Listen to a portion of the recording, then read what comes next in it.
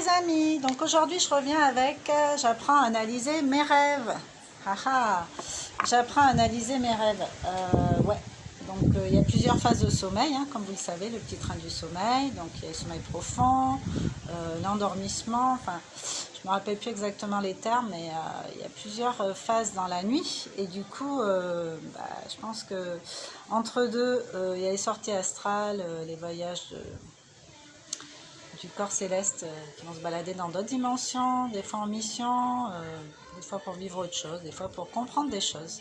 Donc n'hésitez pas à demander à vous rappeler de vos rêves et surtout à vous rappeler des messages importants pour vous dans votre conscience avant de vous endormir et le matin au réveil. On m'a conseillé aussi de me balancer un peu comme ça pour me souvenir le matin de mes rêves.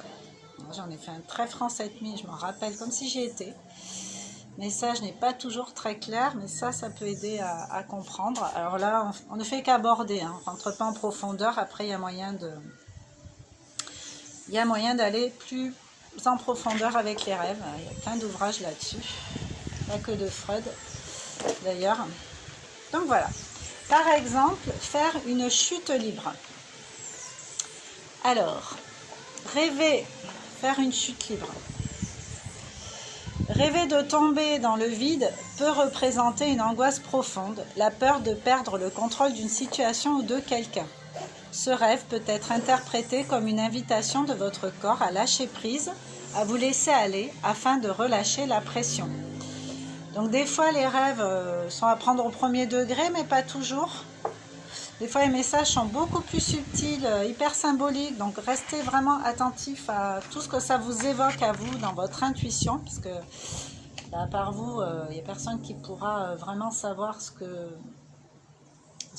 ça contient en fait, ça vous appartient ce rêve. Des fois c'est en réparation à des choses qu'on a vécues la journée, mais des fois ça va beaucoup plus loin, c'est carrément des messages qu'on a à comprendre. Donc voilà, faire une chute libre, rêver de tomber, angoisse profonde, la peur du vide, de ne pas se relever. Voilà, donc ce petit jeu est très intéressant, je l'ai acheté en librairie, en plus il est recto verso. Donc voilà quoi, il est assez complet dans ses grands thèmes. Sur ce, je ne vais pas tarder à vous laisser.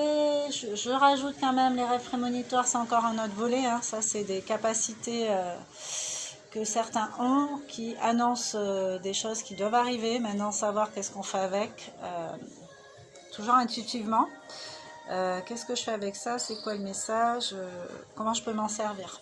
Moi, j'ai déjà fait des rêves prémonitoires, notamment la mort d'une personne et qui on avait un affect, un bel affect en fait. Et je me suis réveillée à 7 h, je me suis rappelée de tout le rêve et à 10 h on m'apprenait qu'elle venait d'avoir un accident de voiture, qu'elle était partie. Et moi j'ai rêvé de son corbillard, de son cortège funèbre, tout ça. Donc assez troublant les rêves prémonitoires, sentiment d'impuissance, parce qu'on se dit bon ben là j'arrive trop tard, je peux rien faire. Et puis des fois on ne sait même pas... Alors une autre fois, pareil, j'ai eu plein de signes comme ça, et puis j'ai un ami qui est mort une semaine après. Je ne savais pas qui ça allait frapper, je savais qu'il se préparait un truc, mais je ne savais pas quand, comment, où, qui, donc voilà, on ne peut rien faire. Ce qui est écrit, ce qui doit se faire se fait.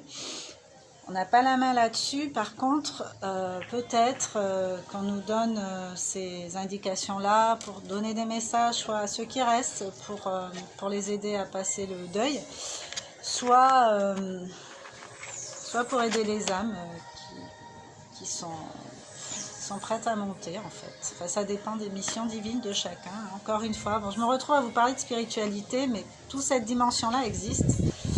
Moi, j'ai pas envie de tout segmenter.